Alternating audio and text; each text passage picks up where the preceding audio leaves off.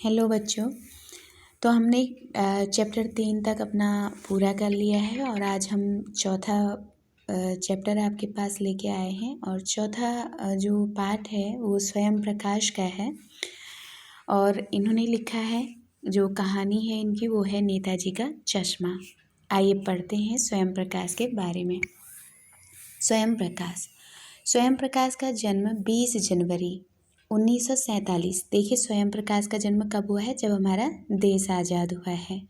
20 जनवरी 1947 को मध्य प्रदेश के इंदौर नामक शहर में हुआ है। आजकल आप भोपाल में रहकर साहित्य सर्जन कर रहे हैं। तो बाद में इन्होंने भोपाल में रह कर के साहित्य सर्जन किया। वसुधा पत्रिका के संपादन से जुड़े हैं। स्वयं प्रकाश जी एक सशक्त उपन्यासकार तथा कहानीकार हैं। अब तक उनके 13 कहानी संग्रह प्रकाशित हो चुके हैं। इनमें सूरज कब निकलेगा, आएंगे अच्छे दिन भी तथा आदमी जात का आदमी बहुत चर्चित हैं। इनकी कहानियों का अनुवाद रूसी भाषा में भी हुआ है। उनके विनय और ईंधन उपन्यास भी अत्यंत लोकप्रिय हुए हैं। हमसफरनामा इनके रेखाचित्रों का संकलन है। इन्हें वर्ष 2011 के प्रतिष्ठित आनंद सागर कथाक्रम सम्मान से सम्मानित किया गया। इन्हें राजस्थान साहित्य अकादमी के रागे राघव पुरस्कार, पहल सम्मान, बनमाली पुरस्कार आदि से भी पुरस्कृत किया गया। इनकी कहानियों में वर्ग शोषण के विरुद्ध चेतना है। तो इनको 4 तरह के तो पुरस्कार ही प्राप्त हुए हैं। एक आनंद सागर कथाक्रम सम्मान है, एक इनको राजस्थान साहित्य अकादमी की ओर से रागे राघव पुरस्कार मिला है, दूसरा तीसरा है पहल सम्मान और चौथा बनमाली सम्मान। तो इसमें थोड़े से जो 4-5 पॉइंट भी आप याद करेंगे तो आपको स्वयं प्रकाश का जो अगर इनके जीवनी से संबंधित कोई प्रश्न बनेगा तो आप उसको अच्छे से कर लेंगे। आइए पढ़ते हैं इनकी कहानी नेताजी का चश्मा। हालदार साहब को हर 15वें दिन कंपनी के काम के सिलसिले में उस कस्बे से गुजरना पड़ता था। कस्बा बहुत बड़ा नहीं था जिसे पक्का मकान कहा जा सके, वैसे कुछ ही मकान, और जिसे बाजार कहा जा सके वैसा एक ही बाजार था। कस्बे में लड़कों का एक स्कूल, लड़कियों का एक स्कूल, सीमेंट का एक छोटा सा कारखाना, 2 ओपन एयर सिनेमा घर और एक ठो नगर पालिका भी थी। नगर पालिका थी तो कुछ न कुछ करती भी रहती थी। कभी कोई सड़क पक्की करवा दी, कभी कुछ पेशाब घर बनवा दिए, कभी कबूतरों की छतरी बना दी तो कभी कवि सम्मेलन करवा दिया। इसी नगर पालिका के किसी उत्साही बोर्ड या प्रशासनिक अधिकारी ने एक बार शहर के मुख्य बाजार के मुख्य चौराहे पर नेताजी सुभाष चंद्र बोस की एक संगमरमर की प्रतिमा लगवा दी। यह कहानी उसी प्रतिमा के बारे में है, बल्कि उसके भी एक छोटे से हिस्से के बारे में है।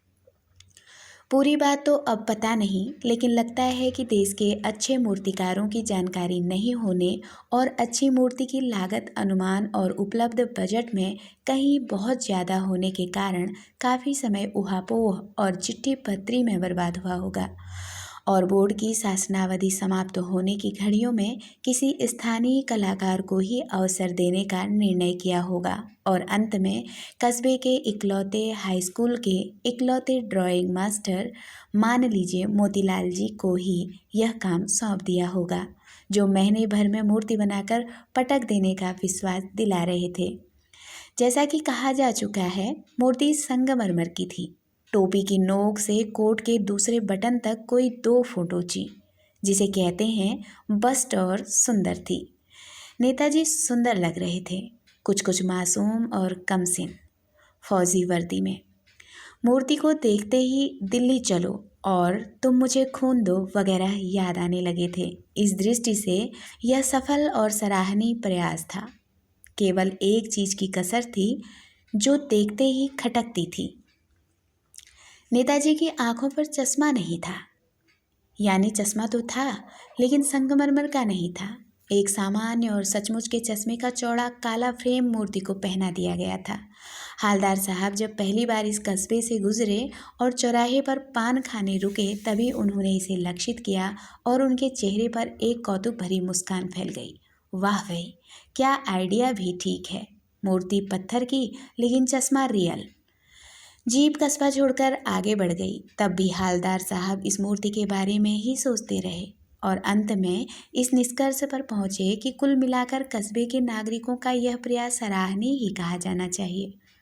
महत्व मूर्ति के रंग रूप या कद का नहीं, उस भावना का है, वरना तो देशभक्ति भी आजकल मजाक की चीज होती जा रही है। दूसरी बार जब हालदार साहब उधर से गुजरे तो उन्हें मूर्ति में कुछ अंतर दिखाई दिया। ध्यान से देखा तो पाया कि चश्मा दूसरा है। पहले मोटे फ्रेम वाला चौकोर चश्मा था, अब तार के फ्रेम वाला गोल चश्मा है। हालदार साहब का कौतुक और बढ़ा। वाह भाई, क्या आइडिया है। मूर्ति कपड़े नहीं बदल सकती, लेकिन चश्मा तो बदल ही सकती है। तीसरी बार फिर नया चश्मा था। हालदार साहब को आदत पड़ गई हर बार कस्बे से गुजरते समय चौराहे पर रुकना, पान खाना और मूर्ति को ध्यान से देखना। एक बार जब कौतूहल दुर्दमनी हो उठा तो पान वाले से ही पूछ लिया, क्यों भाई, क्या बात है? यह तुम्हारे नेताजी का चश्मा हर बार बदल कैसे जाता है? पान वाले के खुद के मुंह में पान ठुसा हुआ था।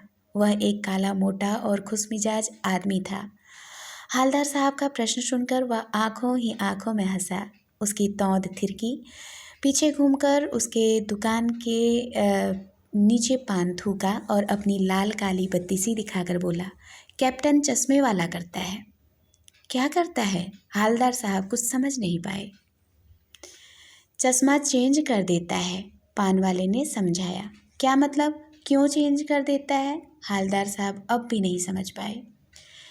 कोई गिराक आ गया समझो, उसको चौड़े चौखट चाहिए तो कैप्टन किधर से लाएगा, तो उसको मूर्ति वाला दे दिया, उधर दूसरा बिठा दिया। अब हालदार साहब को सब कुछ समझ में आई। एक चश्मे वाला है जिसका नाम कैप्टन है। उसे नेताजी की बगैर चश्मे वाली मूर्ति बुरी लगती है, बल्कि आहत करती है, मानो चश्मे के बगैर नेताजी को असुविधा हो रही हो। इसलिए वह अपनी छोटी सी दुकान में उपलब्ध गिने चुने फ्रेमों में से एक नेताजी की मूर्ति पर फिट कर देता है। लेकिन जब कोई ग्राहक आता है और उसे वैसी ही फ्रेम की दरकार होती है जैसा मूर्ति पर लगा है, तो कैप्टन चश्मे वाला मूर्ति पर लगा फ्रेम संभवतः नेताजी से क्षमा मांगते हुए लाकर ग्राहक को दे देता है और बाद में नेताजी को दूसरा फ्रेम लौटा देता है। वाह भाई, खूब, क्या आइडिया है। लेकिन भाई, एक बात अभी भी समझ में नहीं आई। हालदार साहब ने पान वाले से फिर पूछा, नेताजी का ओरिजिनल चश्मा कहाँ गया? पान वाला दूसरा पान मुंह में ठूस चुका था। दोपहर का समय था, दुकान पर भीड़ भाड़ अधिक नहीं थी। वह फिर आंखों ही आंखों में हंसा। उसकी तौंद थिरकी। कत्थे की डंडी फेंक फिर मोड़कर उसने नीचे पीक थूकी और मुस्कुराता हुआ बोला, मास्टर बनाना भूल गया। पान वाले के लिए यह एक मज़ेदार बात थी, लेकिन हालदार साहब के लिए चकित और द्रवित करने वाली। यानी वह ठीक ही सोच रहे थे। मूर्ति के नीचे लिखा मूर्तिकार मास्टर मोतीलाल वाकई कस्बे का अध्यापक था। बेचारे ने महीने भर में मूर्ति बनाकर पटक देने का वादा कर दिया होगा।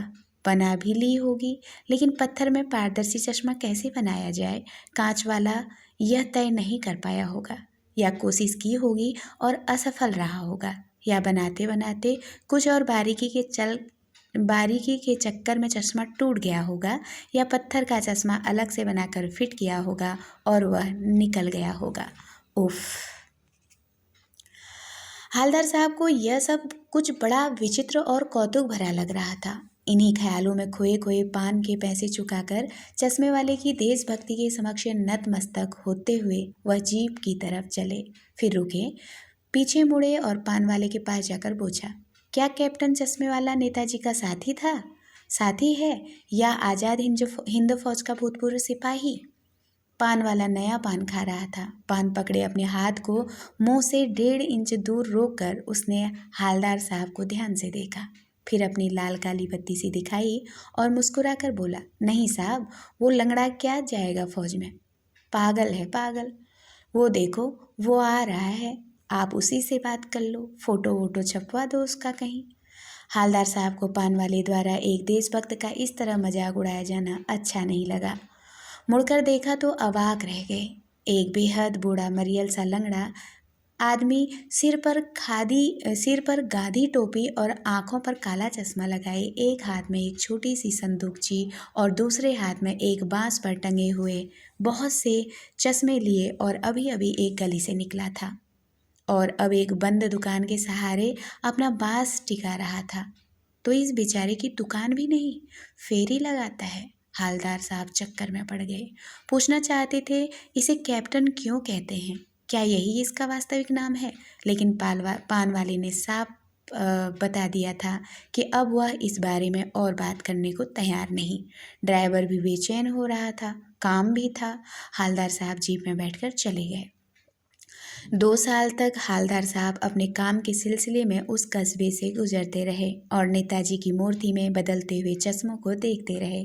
कभी गोल चश्मा होता तो कभी चौकोर, कभी लाल, कभी काला, कभी धूप का चश्मा, कभी बड़े कांचों वाला गोगो चश्मा, पर कोई न कोई चश्मा होता जरूर। उस धूल भरी यात्रा में हालदार साहब को कौतुक और प्रफुल्लता के कुछ क्षण देने के लिए फिर एक बार ऐसा हुआ कि मूर्ति के चेहरे पर कोई भी कैसा भी चश्मा नहीं था।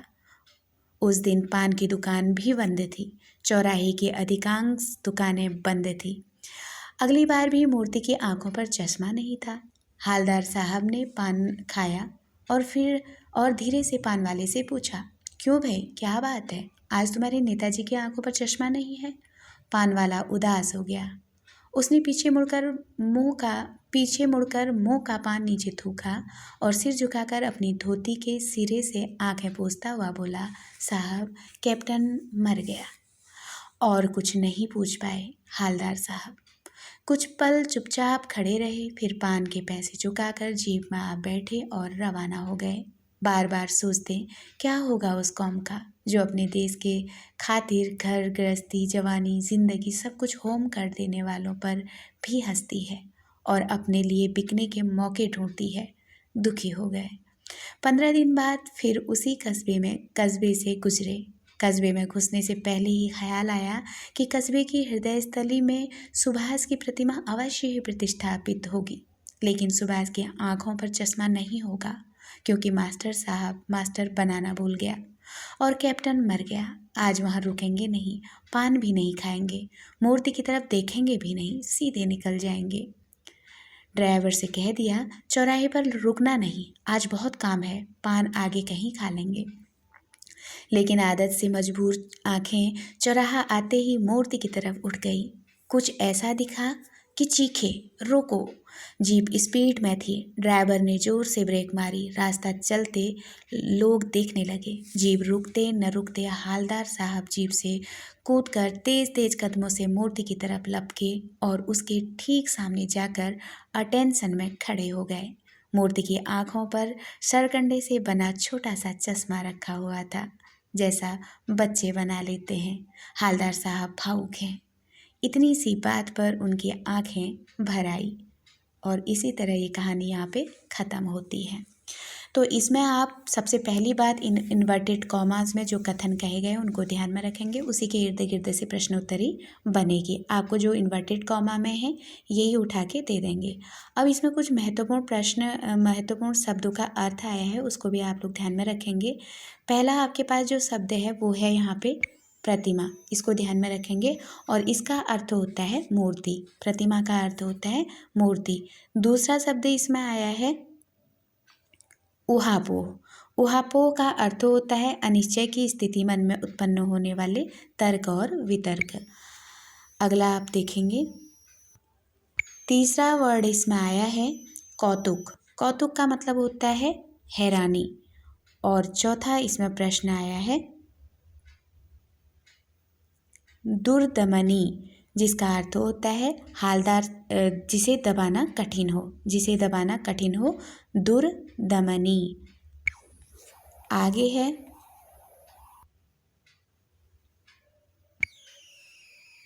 दरकार।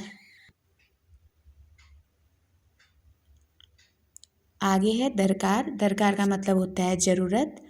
और तौंद का मतलब होता है बड़ा पेट।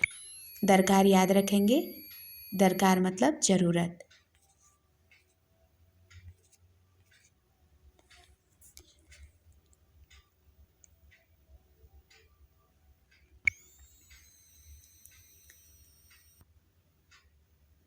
होम कर देने वाले, अगला है यहाँ पे एक होम कर देने वाले। तो ऑप्शन में होम कर देने वाले का मतलब होता है कुर्बान कर देने वाले। अगला प्रश्न है, अगला इसमें एक कठिन शब्द और आया है, प्रतिष्ठापित। हम कहते हैं ना प्रतिष्ठा कर दिया, यानी कि स्थापित। और एक यहाँ पे आया है सरकंडे। ये एक तरह का सरपत नाम का एक पौधा होता है, उसी से वो नेताजी का चश्मा बना है। तो इसको खासकर आप ध्यान रखेंगे तो पूछ सकते हैं कि उनका जो चश्मा अंत में उनके आँख पे दिखा था वो किस चीज़ का बना था, तो सरकंडे का बना हुआ था। ठीक है, तो एक वर्ड में आंसर दे देंगे सरकंडे, इसको ध्यान रखेंगे। और जो चश्मा है अंतिम में, जब तक कर्नल था तब तक तो वो बनाता था, लेकिन जब वो मर चुका था तो एक दिन उनके आँख पे किसका चश्मा चढ़ा हुआ था, सरकंडे का। एक तरह के पेड़ का, एक पौधे का नाम होता है। अब कुछ प्रश्नोत्तरी जो मैंने तैयार की है उसको आप देखेंगे। पहले स्वयं प्रकाश के लिए ध्यान देंगे कि कौन कौन से महत्वपूर्ण बिंदु हैं। जन्म इनका 20 जनवरी 1941 में मध्य प्रदेश इंदौर में हुआ है। साहित्य सर्जन इन्होंने भोपाल में किया है। पत्रिका इन्होंने वसुदेव निकाली थी, जो संपादन किया था वसुधा का। इनके कहानी संग्रह 13 हैं। और बहुचर्चित कहानी में सूरज कब निकलेगा, आएंगे अच्छे दिन भी, आदमी जात का आदमी, ये इनके बहुचर्चित कहानी संग्रह है। इनकी कहानियों का अनुवाद किस भाषा में हुआ है, तो रूसी भाषा में हुआ है। किसको पढ़ रहे हैं, स्वयं प्रकाश को। उपन्यास क्या है इनके, विनय और ईंधन है। रेखा चित्रों का संकलन इन्होंने किस नाम से किया है, हमसफरनामा नाम से। सम्मान कौन कौन से मिले हैं, 2011 का आनंद सागर कथाक्रम मिला है इनको, पहल मिला है, बनमाली पुरस्कार मिला है, और राज्य राघव पुरस्कार मिला है। कहानियों की विशेषता क्या है, यहाँ पे वर्ग शोषण के विरुद्ध जो चेतना जगाई है उसका यहाँ पे वर्णन किया गया है। नेताजी का चश्मा में जैसे मूल रूप से नाम किसी का नहीं आया है कि कोई एक, जैसे हम नाम पढ़ते हैं, यहाँ पे नामों को दिखाया गया है उनके पद के माध्यम से। ठीक है, तो हमको ध्यान रखना है, एक इसमें हालदार साहब हैं, एक मोतीलाल हैं, ये यहाँ पे मोतीलाल का नाम दिया गया है। ठीक है, एक पान वाला है और एक कैप्टन चश्मे वाला है। तो तीनों के यहाँ पे उनके ओहदे दिए गए हैं जिस नाम से वो रहते थे, और एक ही नाम इसमें आया है मोतीलाल, जो हाई स्कूल के इकलौते ड्राइंग मास्टर हैं। और पान वाला कौन है, काला मोटा और खुशमिजाज आदमी। अगर पूछ ले कि काला मोटा और खुशमिजाज आदमी कौन है, तो पान वाला है। और हाई स्कूल के इकलौते ड्राइंग मास्टर कौन है, तो मोतीलाल हैं। और ये कैप्टन चश्मे वाला कौन है, जिसने नेताजी के बिना चश्मे वाली मूर्ति, जिसे नेताजी की बिना चश्मे वाली मूर्ति बुरी लगती थी, वही कैप्टन चश्मे वाला था जो उनको अपने चश्मे पहनाया करता था। अब देखिए प्रश्नोत्तरी। हालदार साहब कितने दिनों में कंपनी के काम के सिलसिले में कस्बे में गुजरते थे, हर 15वें दिन में। तो हर 15वें दिन में कैप्टन साहब, मैंने शॉर्ट में आंसर लिखे हैं, आप प्रश्न को उतार के तब उत्तर दीजिएगा। हालदार साहब कितने दिन में कंपनी के काम के सिलसिले में कस्बे से गुजरते थे, तो हालदार साहब 15 दिन में कंपनी के काम के सिलसिले में कस्बे से गुजरते थे। कस्बा कैसा था, कस्बे के बारे में आपको बताना होगा कि कस्बा कैसा था। तो कस्बा बहुत बड़ा नहीं था जिसे पक्का मकान कहा जा सके, कुछ ही मकान थे जिसे बाजार कहा जा सके, वैसा एक ही बाजार था। ठीक है, जो कस्बा था वो बहुत बड़ा नहीं था, उसमें पक्का मकान नहीं था, उसको मतलब पक्का मकान कहा जा सके। कुछ ही मकान थे जिसे जो पक्के कहे जा सकते, कुछ ही मकान थे। कुछ ही मकान थे जिसे बाजार कहा जा सके, वैसा एक ही बाजार। ठीक है, तो ऐसा वहाँ पे एक बाजार था और कुछ ही मकान थे जो पक्के कहे जाते थे। अगला है कस्बे में कौन कौन सी चीज़ें थी, तो कस्बे में लड़कों का एक स्कूल था, लड़कियों का एक स्कूल था, सीमेंट का एक छोटा सा कारखाना था, 2 ओपन एयर सिनेमा हॉल थे और एक नगर पालिका थी। ये कस्बे की बात हो गई। कस्बे में जो नगर पालिका थी वह कौन कौन से कार्य करती थी, तो जो कस्बे में नगर पालिका थी वो कौन कौन से कार्य करती थी, तो आपको बताना पड़ेगा कि कस्बे में जो नगर पालिका थी वह कोई सड़क पक्की करवा देती थी, कुछ पेशाब घर बनवा देती थी, कभी कबूतरों की छतरी तो कभी सम्मेलन भी करवा दिया करती थी। अगला प्रश्न, सुभाष चंद्र बोस की मूर्ति कहाँ लगी हुई थी तथा इस मूर्ति को किसने लगवाया और यह मूर्ति किसकी बनी हुई थी, तो यहाँ आंसर हो जाएगा सुभाष चंद्र बोस की मूर्ति शहर के मुख्य बाजार के मुख्य चौराहे पर नगर पालिका के किसी उत्साही बोर्ड या प्रशासनिक अधिकारी ने लगवाई थी तथा यह मूर्ति संगमरमर की बनी हुई थी। अगला प्रश्न है, अच्छे मूर्तिकारों की जानकारी न होने तथा मूर्ति की लागत अनुमान और उपलब्ध बजट से अधिक होने के कारण और शासनावधि समाप्त होने की घड़ियों में मूर्ति को किससे बनवाने का निर्णय किया गया था? तो एक स्थानीय कलाकार से बनवाने का निर्णय किया गया था। तो आपको पता होगा कि स्थानीय कलाकार कौन है? तो मोती, जो हाई स्कूल के इकलौते ड्राइंग मास्टर है, मोती लाल है। वह स्थानीय कलाकार कौन थे जो महीने भर में मूर्ति बनाकर पटक देने का विश्वास दिला रहे थे? तो वह स्थानीय कलाकार जो महीने भर में मूर्ति पटक देने का विश्वास दिला रहे थे वो इकलौते हाई स्कूल के इकलौते ड्राइंग मास्टर मोतीलाल जी थे। नेताजी की जो मूर्ति तैयार हुई वह कैसी थी तथा टोपी की नोक से कोट के दूसरे बटन तक कितने फुट ऊंची थी? तो आंसर होगा नेताजी की जो मूर्ति तैयार हुई थी उसमें नेताजी कुछ मासूम व कमसिन लग रहे थे। फौजी वर्दी थी। मूर्ति को देखते ही दिल्ली चलो, तुम मुझे खून दो वगैरह याद आ रहा था। मूर्तिकार का एक सराहनीय प्रयास था। टोपी की नोक से कोट के बटन तक 2 फुट ऊंची थी। तो ये ध्यान में रखेंगे, जो टोपी की नोक से कोट के दूसरे बटन तक कितनी ऊंची थी करके पूछा गया तो ये 2 फुट ऊंचा था। अगला प्रश्न है, नेताजी की मूर्ति में एक चीज की कसर खटकती थी, वह कसर क्या थी? तो यहाँ पर आंसर हो जाएगा नेताजी के आंखों में चश्मे का ना होना ही मूर्ति में कसर जान पड़ती थी। अगला प्रश्न, नेताजी के आंख पर चश्मा संगमरमर का तो नहीं था पर उसे यानी कि मूर्ति को चश्मा पहनाया गया था, वह कैसा था? एक सामान्य और सचमुच के चश्मे का चौड़ा वाला फ्रेम मूर्ति को पहना दिया जाता था। अगला प्रश्न है, कौन एक बार कस्बे से गुजर रहे थे और पान खाने रुके और मूर्ति को रियल चश्मा पहने देख कौतुक भरी मुस्कान छोड़े थे? तो वो थे हालदार साहब। तो लिखिएगा कि जो हालदार साहब थे कस्बे से गुजर रहे थे और पान खाने रुके और मूर्ति को रियल चश्मा पहने थे कौतुक भरी मुस्कान छोड़े थे। अगला प्रश्न, हालदार साहब इस तरह पत्थर की मूर्ति को रियल चश्मे का फ्रेम पहना देख किस निष्कर्ष पर पहुंचे थे? हालदार साहब सोच रहे थे कि कस्बे के नागरिकों का प्रयास सराहनीय है। वे सोच रहे थे कि महत्व मूर्ति के रंग रूप कद का नहीं, उस भावना का है, वरना देशभक्ति भी मजाक की चीज होती जा रही है।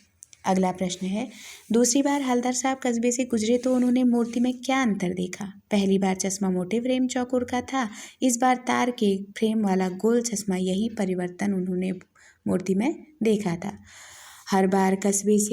अगला प्रश्न है, हर बार कस्बे से गुजरने पर हालदार साहब को चश्मा बदला हुआ मिलता तो वह इस इच्छा को दबा नहीं पाए। उन्होंने किससे पूछा कि तुम्हारे नेताजी का चश्मा हर बार कैसे बदल जाता है? तो यहाँ पे उत्तर हो जाएगा पान वाले से। अगला प्रश्न है, पान वाला व्यक्ति कैसा था? उसके बारे में बताते हुए यह भी बताइए कि उसने हालदार के प्रश्न का उत्तर क्या दिया।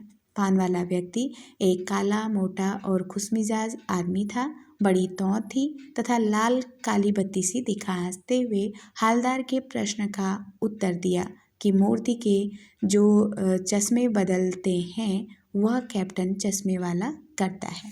अगला प्रश्न है, हालदार द्वारा कैप्टन चश्मे वाले के द्वारा क्यों चश्मा बदला जाता है?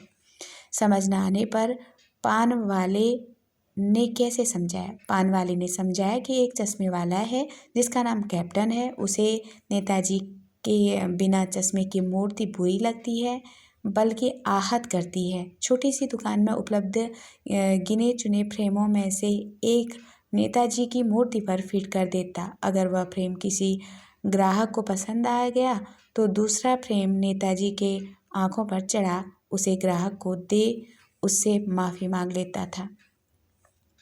अगला प्रश्न है, चश्मे की पूरी हकीकत जान हालदार साहब को कौन सी बात समझ नहीं आई?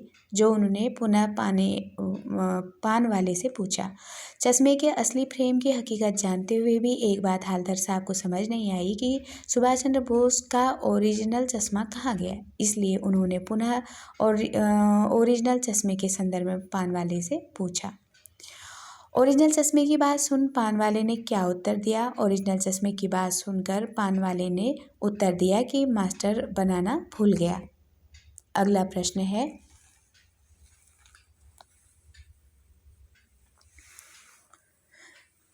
मास्टर साहब हालदार